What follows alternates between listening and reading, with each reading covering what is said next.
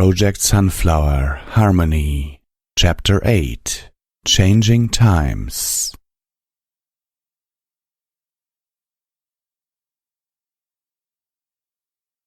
Spike. Spike reflected, a really strange sound that the library made when it was really early in the morning, or rather, a really strange lack thereof. Like a sound waiting to happen, drinking in the small noises of the night and transforming them into an expectant stillness. The library was filled with a kind of creepy hush, as if it were holding its breath while waiting to wake up. Spike, carrying his pillow slung over one shoulder, took great pains to make sure he wasn't the one to disturb the quiet of the night. He even went so far as to tiptoe down the stairs in order to not wake Twilight. When he reached the first floor, he stopped and listened for Twilight's soft snores, which she vehemently denied even existed, before he made his way towards the doorway to the basement. The first floor was lit only by the moonlight flooding in through the windows, casting everything in shifting blacks and silvery grays. Spike wasn't worried, though. Dragons had excellent night vision, which made the room perfectly clear, though also black and white. Not to mention the fact that Spike was a dragon with a mission, one which his caretaker/boss/big sister Twilight had told him to put on hold for the night so he could get some sleep. She even trotted out that same old baby dragon excuse she always used to stop him from having fun. But how could he sleep at a time like this? There wasn't much risk of waking Twilight up now that he was on the first floor. Still, no point in risking everything by moving less than carefully. "The daring Rex Rover, Diamond Dog Private Eyes, is on the case," he whispered to himself as he moved slowly to the door that led down to the basement. "Can Rex transport this cargo safely through the shadowy world? Can he make it past the forces of darkness that seek to stop him? When all the world is against him, can Rex survive?" "Whoo!"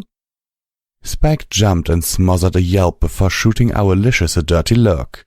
"Rex Rover, Diamond Dog Private Eye," he whispered fiercely. The owl just stared at him. "He's from a comic." "Who?" I said. "Wait, you know what? Never mind. We're not doing this again. I'm going down to the basement, okay?" "Who?" Spike frowned at the owl for a few seconds before shrugging and opening the basement door. "Just don't wake Twilight, okay, buddy?" Owlicious nodded and answered with a definitive, "Woohoo!" "Right, now where was I? Oh yeah, the fearless Rex Rover making his way into the deep, shadowy, really spooky basement. Okay, no problem." Spike braced himself, took a deep breath and stepped through the doorway. After a few steps, he stopped and looked down the stairs. He could see 3 or 4 steps down before the rest of the staircase, along with the basement itself, was swallowed up in a pool of inky darkness. And, while Spike was gathering his courage, that's when the door swung shut by itself behind him, cutting off his only source of light. There was something else Spike learned that day. He learned that there was what he had thought was dark, and then there was dark. A dark so dark that even with his night vision he couldn't see the end of his own snout in front of him. A dark that seeped into his eyes and right into his brain, paralyzing him and making his breath come in short, pained wheezes. Darkness that seemed almost liquid in its blackness, making him wonder if the rest of the world still existed, or if it had all just vanished. He stood there shivering, and the thought made it into his head as that maybe he was all alone. Maybe there wasn't anything around him. Or, even worse, maybe there was. There could be something here with him, something that had been lurking below, waiting for the young dragon to... "Oh right, I'm a dragon!" A short puff of green fire cast the stairway into oddly tinted shadows. More importantly, it showed him where the light switch was. "Much better," Spike said a moment later as the lights came on. Not that I was scared or anything." His words were swallowed up by the basement, disappearing into the room that was crowded with Twilight's scientific equipment, cobwebs and dust, and no shortage of spooky shadowy places that things could be lurking in. He cleared his throat and walked down the rest of the stairs with as much nonchalance as he could muster. Under the stairway itself was a storage closet, which was the home of the winter blankets after winter wrap-up. Spike pulled one of the blankets out and put it on the floor as a sort of makeshift mattress. Then, nearly trembling with excitement, he reached into his pillowcase and pulled out the purple and green tablet computer that Aaron had given him as a present earlier in the day. Or, Spike realized, the previous day, since it was now extremely early in the morning. Stylus in one claw and tablet in the other, he tried to remember Twilight's instructions on how to turn it on. After a minute or two, he remembered the little button in the corner. Then he went to the icon called Videos, grinning when he saw how many movies were listed. Spike scrolled through until he found the one title he was looking for. There was only one problem. "How come there are so many?" he grumbled. "I can't tell which one is the first one." He flipped through his choices, all while holding his stylus the same way he'd hold a quill. The movement started feeling natural to his hand pretty quickly. "Oh, I get it. Some of these are sequels. The other ones, I don't know, they must be side stories?" He frowned, concentrating. This looks like the first one then." He double-tapped on his selection just like Twilight had taught him, and the movie started up. Finally, he was going to see what this thing was all about. No more being put off or told that maybe they would get to it next time. He licked his lips in anticipation as the first words of the movie played over the table's speakers. "This is Burke."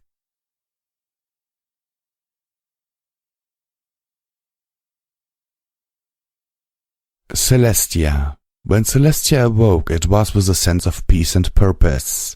The obvious solution to a lot of problems had occurred to her just as she was waking, proving once again that a problem slept upon would often present its own solutions upon awaking. What had seemed like an insurmountable tangle of obligations and conflicting responsibilities had resolved itself into a nice, simple pattern, and now all that was left was to get every pony to go along with it. That was a worry for later in the day, however. For now, Celestia had responsibilities that she couldn't ignore. Her horn glowed a soft gold, lifting off her bedsheets as she stepped out of her bed. She stretched each leg and wing in turn as she stepped lightly to the eastern balcony of her quarters and regarded the horizon. It was still a dark purple from the night, though with a glow as the sun approached, burning off the last of the momentum that Celestia had given it the previous day. Canterlot was still sleeping beneath her, the flickering streetlights looking like very orderly stars below her. Here and there a pony moved in the shadows, early risers on their way to work or late sleepers on their way home. Celestia smiled down at them before looking back to the glowing horizon. It was time to start the day. Outside of a few specific events, such as the summer sun celebration, not many ponies had ever seen Celestia actually raise the sun. When asked, the average pony would likely assume that some sort of ritual was needed in order for their princess to raise the sun. The truth was, after all this time, bringing the dawn had become a nearly effortless routine to her. It started as always, with Celestia gathering her magic and will. Power swelled in her, and she held it like her breath, wings spread at her side as she began to glow a golden color that matched the glow from her horn. At one time it had taken a circle of powerful unicorns to perform the ritual that Celestia now performed, drawing fresh runes of power into circles carved into the floor. Those circles had been infused with power, which the runes had helped to channel. Celestia had long since gone past the need for such assistance. She concentrated, and an image of the ritual circle and symbols flashing through her mind so quickly that she barely even noticed it. With the power gathered and shaped, she gave it a gentle nudge. A comforting warmth ran through her entire body as her connection to the sun was established. The truth was, no pony could move something as massive as the sun under their own power. Not even Discord, at least not without tapping into the highly dangerous, primordial chaos itself, much like Celestia was now tapping into the power of the sun. This was not a secret, though very few knew it outside the upper echelons of the Arcanum. She basked in that warmth for a long moment. Of the few pleasures her day allowed, this was her favorite. Still duty called. She drew on a tiny fraction of the sun's tremendous roiling power to give it a small push, adding to the momentum that kept the ball of fire, life and magic circling around the world. The horizon glowed pink and orange as the sun poked its crown over the distant hills. From Castle Canterlot the sun could be seen much sooner than down on the surface. It would still be some time before the villages around the base of Mount Canterlot could see more than a gentle brightening to the east. A calm satisfaction overcame her as she regarded the lands below. Ponies would be waking soon, starting their days warmed by the sun that she helped to move. Even after all this time, it was very satisfying to be so needed. "Good morning, my old friend," Celestia murmured fondly towards the rising sun. It hadn't always been so easy. The ritual to move the sun was dangerous, so much so that many unicorns had either burned out their magic or had died during the daily ritual required to keep it moving. And Celestia hadn't always been as experienced as she was today. When she was very young, the touch of the sun upon her mind had terrified her. It was a burning fury, untamed and wild. It was a storm of pure power, it was elemental flame and life and, if she wasn't careful with it, a very quick death. A younger Celestia had struggled to master that fear enough to navigate the scorching tempest in order to prevent her own mind from being incinerated. Celestia had realized centuries ago that this danger was most likely why the mages of old hadn't minded passing the responsibility to a young and inexperienced alicorn. But after centuries of familiarity, the flood of power no longer frightened her. She held the power for just a moment longer and then, with a sigh, released it. The glow surrounding her faded as she walked serenely towards her private bathroom and elegant shower contained within. Moments later, hot water poured down her neck and across her withers and back, soothing and relaxing her in almost the same way as the sun itself did. Hot running water was still one of Celestia's very favorite things. Life had been very different without it. The humid air surrounded her, and once again her mind wandered as it often did at this time of the day. She was glad to allow it. This was the only time she had to herself before the demands of the day started clamoring for her attention. Celestia reflected briefly on her recent decision, which brought a small frown to her lips. Her ponies laughed her, it was true, but in spite of her best efforts to encourage them otherwise, they relied upon her so much. She knew she was the rock upon which so many of them built their lives. She'd heard the joke before, or some variation of it, many times over the centuries. Only three things last forever, and those are death, taxes, and Celestia, though no pony knew for sure about the first two. This led her to memories of all the times she tried to give back control of the sun to the mages. Modern improvements to the ritual would cut the risk to nearly nothing, and it would be one less thing her little ponies relied upon her for. They'd always refused, of course. To them, as to most ponies, Celestia and the sun were very nearly the same thing. That obviously wasn't the case. Still, Celestia made certain that copies of the ritual were located in various places, including the Arcanum in Canterlot and the Mages College in Manhattan. Something as important as knowing how to move the sun was far too critical to leave with just one pony, no matter who that pony was. The sun hadn't always had ponies around to help move it. There were legends that she heard when she was very young, legends that spoke of ancient titans of massive power that moved the sun through a force of will. Those legends, as tattered and incomplete as they were, had been passed down to her by the very same unicorn wizards who had taught her the ritual that raised the sun. They had told her the stories in whispered fragments, as if afraid those titans would hear and return. It was possible, Celestia had decided ages ago, that such titans had once existed. Still she doubted it. The wizards, with their scant century or so of years, had never gained the familiarity with the sun that she had. In truth, the sun wanted to be moved. It was made to be moved. Who or what made it in the first place was a more pertinent question than how it was moved before ponies came along. When she stepped out of the shower, coat awry and her mane wrapped in a towel, she was greeted by her retinue of morning helpers. This included 2 palace staff who carried her coat, another who would brush out her mane, and another for her tail. Also present was Quillmark, her personal secretary and keeper of the royal schedule, a title that Celestia had suggested some 5 centuries earlier as a joke, but which had stuck. much like the secretary for remembering where all of the meeting rooms are, though that was usually shortened to Secretary of Rooms. Good morning, Celestia, Quill said with a brief inclination of her head. Good morning, Quill, Celestia replied pleasantly. It had taken her years to break her secretary of the habit of calling her princess and bowing every time she spoke. I see you've changed your mane style. Quill smiled briefly, running a hoof through her lavender mane. It was cut in a short bob, parting around either side of her horn and curling up at her jawline. Yes, I decided I wanted something easier to maintain.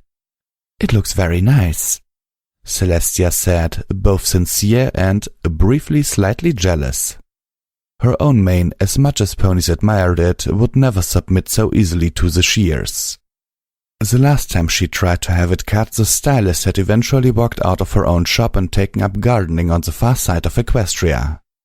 Thank you. Shall we go over the schedule? Yes, thank you. Celestia listened as Quillmac ran through her morning appointments, managing to pay attention in spite of the ministrations of the royal groomers.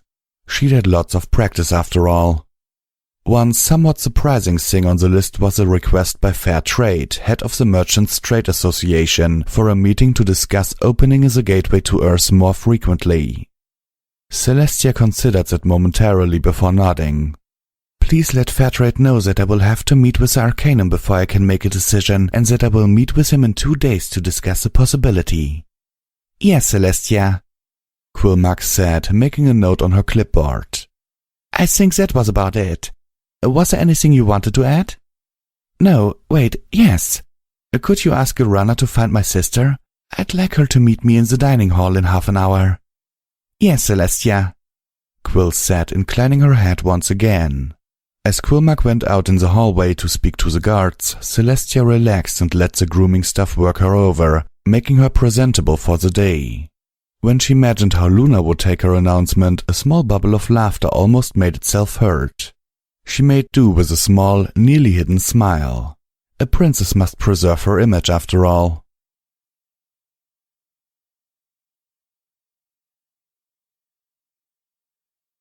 Erin. A vast expanse of grey stone stretched in every direction, graced with small fissures but with a relentless sameness that made it impossible to tell one direction from any other. The distant horizon shimmered a greyish blue, promising no change for hundreds of miles should anyone be foolish enough to attempt crossing it. Erin stood in the center of the field of cracked grey stone, dread clamping her chest and making it hard to breathe. With her hands pressed tightly to her breastbone, she could feel her heart hammering inside of her ribcage. Irregular tremors came from beneath her, traveling through her shoes into her feet and up her legs. She couldn't see it, but she knew the tremors came from the motions of a great monster trapped below, lurching and pushing at its prison and attempting to escape. That alone would have been enough to terrify her. Years of nightmares regarding the black tide, and here it was, separated from her by an unknown width of fragile, cracked and flaking stone. But what was in the shack was much worse. 20 feet in front of her was a small, prefabricated white shack, flimsy and hastily assembled from plywood and covered with white aluminium siding. There was a single door set in the front of it, and the windows on either side of the door had their blinds drawn. On the door was a simple black painted knob set into a white aluminium door with no windows and looking completely normal. And yet it somehow inspired a sick fear in her that she couldn't remember ever feeling before. She had to keep staring at it because every time she looked away and back again, the shack was somehow closer. A sound came from behind her, the scuffling of a hoof on stone, and Erin's head whipped around. Nothing. The stone stretched on and on, completely empty. It was just her and... Erin's head turned slowly, almost of its own accord. The shack was right in front of her now, the door close enough to touch. Movement behind the door, some creature thrashing what was left of its body on the floor. A whimper tried to climb out of Erin's throat, only to be strangled halfway up. Her hand raised, independent of her will, reaching out for the handle. Please, she managed, her voice raspy and strained. Please, I don't want to open this door. Then don't, a voice said in her ear. Erin snorted and blinked, waking up with the icy chill of terror running down her back. Even as she tried to remember it, the dream cracked and melted like thin crystals of ice in the sun. All that was left was a sense of unease and the remembrance of terror as a voice spoke unexpectedly in her ear. As she lay trembling on her couch, and even as the dream faded, Erin realized that she knew that voice. It was a voice she'd just heard the previous day after all. "I've got to tell Pinky to stop showing up in my dreams," Erin mumbled, still shaking with spent adrenaline. After a few seconds, the absurdity of her comment filtered through her sleep-locked brain. She started chuckling, relief flooding her as she realized she was safe, in her home in Ponyville. A quick glance out the nearest window showed the brightening of the sky. Morning was close and sleep felt like it was miles away, so Erin decided that she might as well start her day. With a grunt, she rolled off of her couch and onto the floor, only to stand there yawning hugely for a minute or more while scratching at her mane with a forehoof. When she finally made her way to the bathroom, she had to stop for a moment to gape at the mirror before breaking out into laughter. "Wow, talk about bedhead." A couple of quick strokes with the brush took care of the worst of it, though she'd be winning no prizes for grooming. Her stomach rumbled as she brushed her morning breath away. She mentally reviewed the contents of her new kitchen and found her options to be less than appealing. Aside from some staples she'd bought, there wasn't much she could use to make an appetizing breakfast. Not to mention that Erin wasn't the best of cooks even when she had hands. The type of disaster she could make in the kitchen with hooves didn't really bear thinking about. "I guess it's more Sugar Cube Corner leftovers," she said to her reflection. She stared at herself in the mirror for a long moment, wondering what it was about that statement that bothered her. It had been a couple of days, and the pastries were no doubt getting a little stale by now, but that didn't bother her much. As she rinsed the toothpaste out of her mouth, it hit her that she wouldn't be using a cent again anytime soon. This meant that any pony patch she put on around the middle would be staying with her for a while. Which also meant, sadly, that her free cake ride was pretty much over and she had to start watching what she ate. Erin scowled at her reflection. "Ain't no way I'm giving up cake," she growled. She poked a hoof at her reflection. "You trying to take my cake? You think you're man enough to take my baked goods away?" Her reflection didn't have much to say on the subject, so Erin stuck her tongue out and giggled. "I think that's a vote for cake for breakfast," Erin concluded. Pony potbelly problems aside, she decided that she could always try and run the extra pounds off. And since she preferred to eat after running, that meant ignoring her hunger for now and walking past the kitchen to exit out her front door. The early March air was bracing, to say the least. Winter was over, but that didn't keep the chill out of the air, especially with the sun barely cresting the horizon. The air was crisp and clean in her nose, and the early birds were twittering away in the treetops. She stretched her legs one by one as she looked around while planning out a route for her to run. Erin heard the sound of a door closing nearby and looked around to see the next-door neighbor, a light gray Pegasus with a blonde mane, just leaving her house. Erin smiled and trotted up to the fence that separated their front lawns. "Good morning!" The Pegasus jumped, her wings flexing slightly as she looked around. Her face relaxed into a smile when she saw Erin standing there.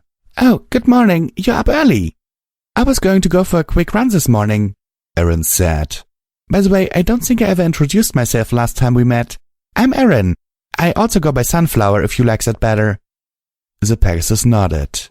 "I know. You're the most popular subject of conversations around town these days. I'm Ditsy Do, or just Ditsy." Erin blinked. I know what you're thinking," Ditsy said with a wink. "Ditsy is kind of a mean name, right? I mean, if you call someone a ditz, it must mean they're a little goofy, right?" No, Erin stammered to a halt. "Well, maybe a little?" "Don't worry about it," Ditsy said, waving a hoof. "I'm actually named after a flower, the Ditsenium, lovely silver center with golden petals." Erin sagged with relief. "Oh, really?" Ditsy nodded soberly for a few seconds before bursting into laughter. "No, not really, but that's my favorite joke." Erin joined in, giggling in spite of herself. Ditsy shook her head. No, sorry. I'm actually named after an aunt on that side of the family. Ditzy was her nickname, which, trust me, she earned. My mom thought it was a cute name, but didn't know what it meant. So your mom is a bit of a ditz, Aaron ventured.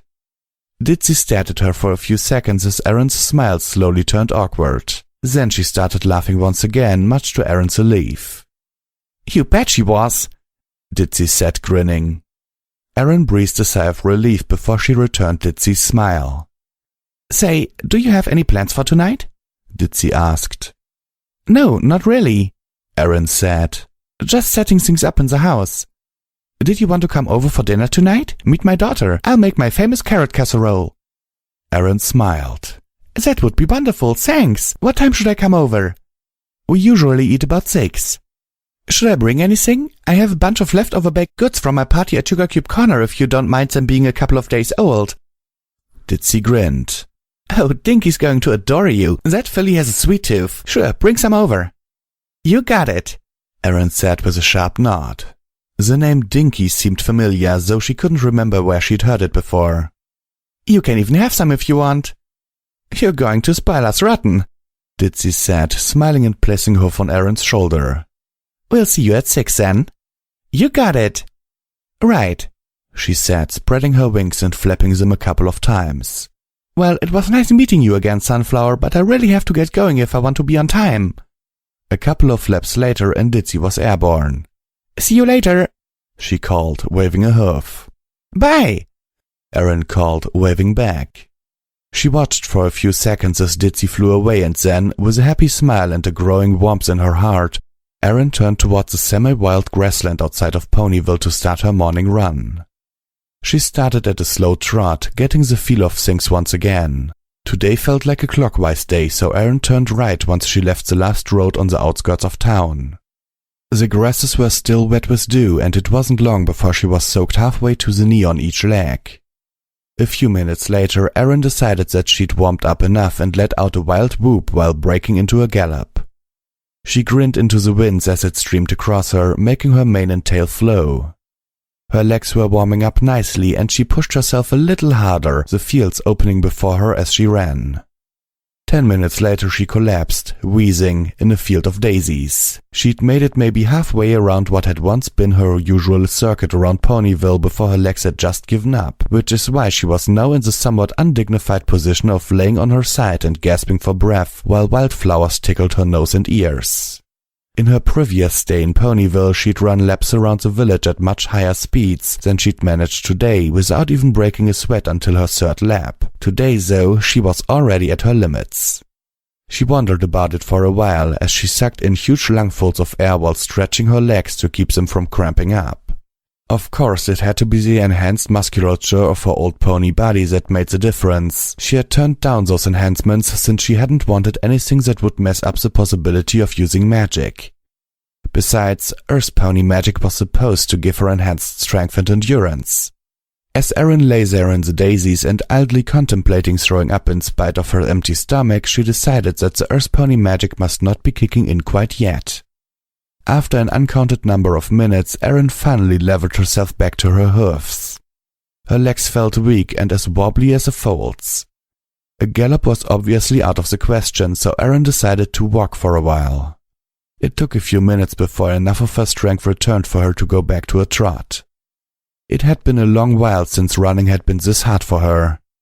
When she'd first started going for morning runs, back when she was a teenager, she'd had many days when she'd wanted to give up or just stay in bed. A few times she actually had thrown up, which is why she always ate after she ran these days.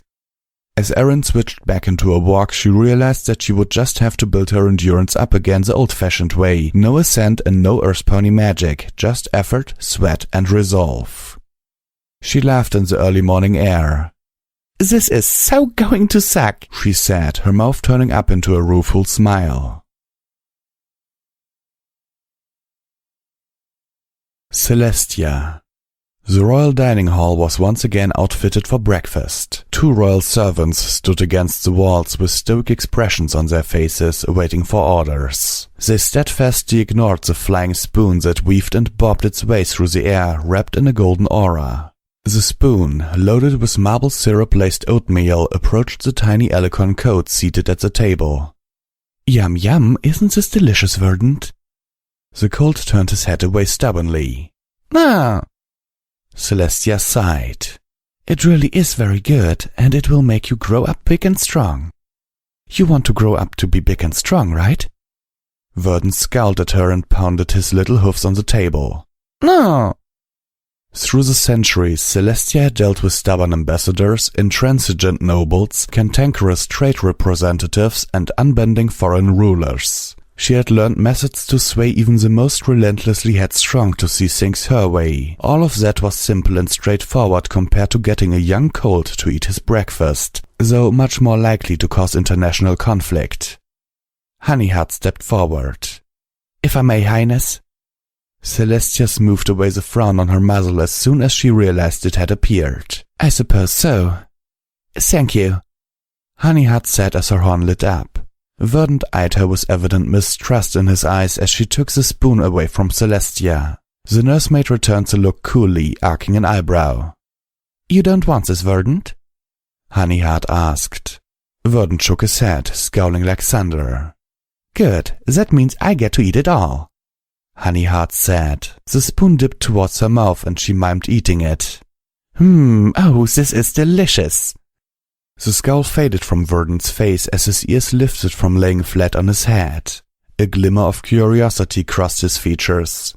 Honeyheart dipped the spoon back towards the bowl, moving the spoon quickly so as to disguise the fact that she didn't actually scoop up any more oatmeal. Then she mimed eating a second bite. This is so good. I'm going to eat the whole bowl, Verdant. Ah! Panic crossed the colt's face and he flung both forehoofs towards his nursemaid. No, no, no, no! What? But you can't have any. Tiny hoofs pounded the table. No, mine! But you didn't want any before. You want it now? Yes! Verdant exclaimed, his bottom lip jutting out in a world-class pout. Honeyheart frowned at him before sighing. All right, but you have to eat the whole bowl then, all right? Verdant nodded his head vigorously and reached out with his forehoofs. First say please, Honeyheart said, holding the spoon just out of the foal's reach. Verdant looked almost on the verge of tears. Please. Now that is a good boy, Honeyheart said with satisfaction, lowering the spoon towards the suddenly happy prince's mouth. Celestia watched, her heart aching at being excluded and her resolve building to change the situation as Verdant began eating his breakfast, the spoon still held in Honeyheart's magical grasp. The soft click of the door opening distracted her and she looked over her shoulder to see Luna stepping into the room. Good morning, sister, Luna said. Her horn lit up and several small pastries lifted themselves off of the cart and floated towards her. You wish to speak with me? Yes, Luna, though it can wait until after you've eaten. How was the night court? Luna had just taken a large bite out of a beacon tart. She rolled her eyes before answering, her words muffled due to the food in her mouth. Oh, no pony much wishes to speak to me, it seems. You shouldn't talk with your mouth full, Luna, Celestia admonished gently, chuckling when Luna glared at her. Luna rolled her eyes at her, but still finished swallowing her tart before continuing. I had a mere 2 petitioners before I closed the court. She snorted with annoyance. Warding the dream realms at least has provided me with something to keep me busy. I had to clear away several phantasms, a shade or two, and even a Baku before I could even begin to monitor our subjects' dreams. Celestia straightened up. A Baku? I thought they were extinct. Apparently not, Luna said with a shrug. I felt a little guilty chasing it off, to be honest. They are not ill-intentioned, but they are not harmless. Celestia bit her lower lip for a moment. If Luna was already overwhelmed, then her plan was in jeopardy. What she needed was some way to take the pressure off, to give her sister more time. The answer came to her in a flash of inspiration. I have an idea. Luna was in the middle of biting into another tart, a raspberry this time. She made a circular motion with her hoof to indicate that Celestia should continue. How would you feel about re-establishing the Dream Guard? Celestia asked. She expected a reaction to this thought, and Luna didn't disappoint. She began hacking and coughing on her tart, pounding on her chest and bringing her glass of juice up to her muzzle with her magic. Verdant, distracted from his oatmeal by the display, goggled at her for a moment before he began giggling.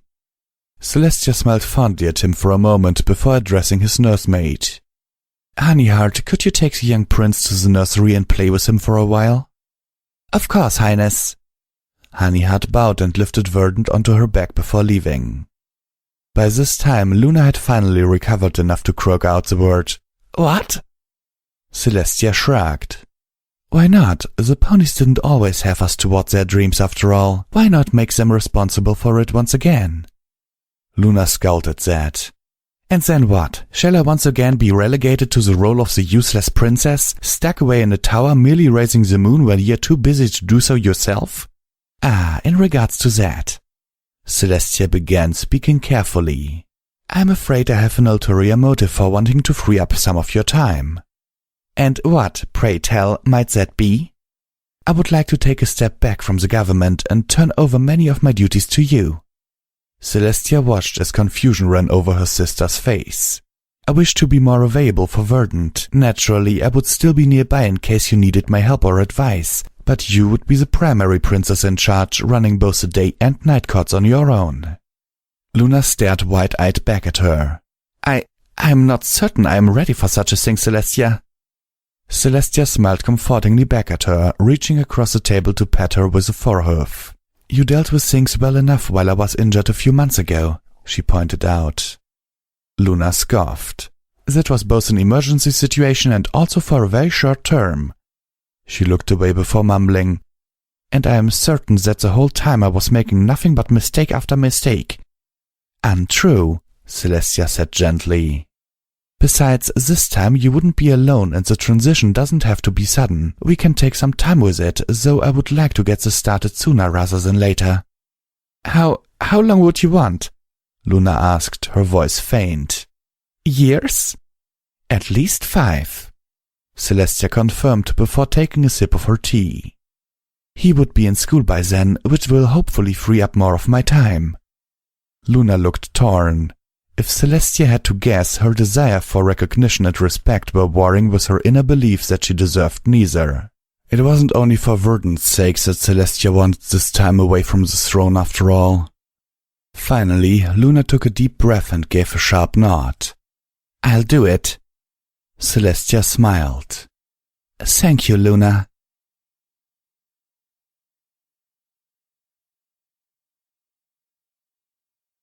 Michael Rost. Dr. Edwards leaned back in his chair, stapled his fingers under his chin and frowned across the conference table. "So you wanted to show me something?" Dr. Michael Rost, a thin, tall black man in his early 40s, nodded and grinned. "It's right here. Hold on." Michael stood and reached down to the large wheeled trunk he'd rolled into the conference room with him. He undid the latches and flipped open the lid, causing a hiss of outrushing, shockingly cold air that caused the mist to roll along the floor. "Liquid nitrogen," he said as he pulled on a heavy pair of safety gloves. "No idea if it helps keep this dormant or not, but it seems crazy not to at least try." Dr. Edwards' scowl deepened. "Keep what dormant, Michael?" In response, Michael heaved at something heavy in the foggy depths of the trunk. What he lifted out was a large flat-bottomed globe of thick acrylic with a handle along on top like a kettlebell.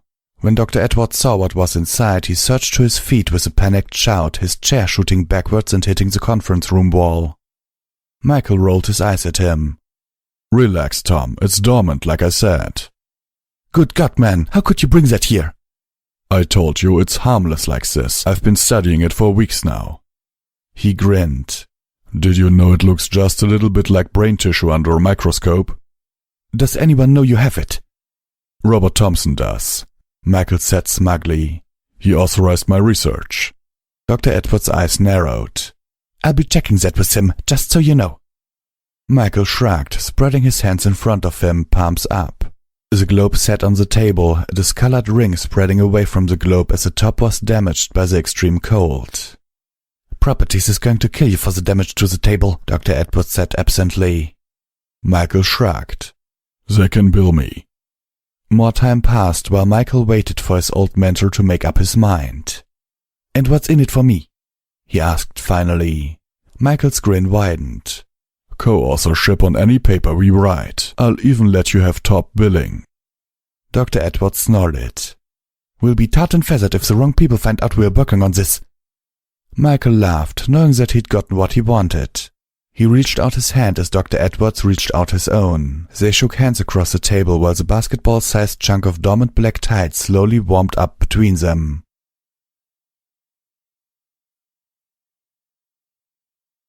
Author's note. And now for some more editing shenanigans. BP's editor's note. From the We Take Our Editing and Writing Very Serious department. Celestia listened as Quillmac ran through her morning appointments, managing to pay attention in spite of the ministrations of the royal groomers. She'd had lots of practice after all. BP. I would pay good money to watch the first day of one of those groomers, especially if they had to groom the royal tush. Hoopy. The royal posterior isn't a place for newcomers to sharpen their skills, oh no, the royal groomers mustn't start at the bottom. Ikivo. She probably is good at ignoring even the newbies thanks to the power of daily rituals. BP. But will the new guy be able to ignore the royal tush? Ikivo. I wouldn't, not Sally's problem though.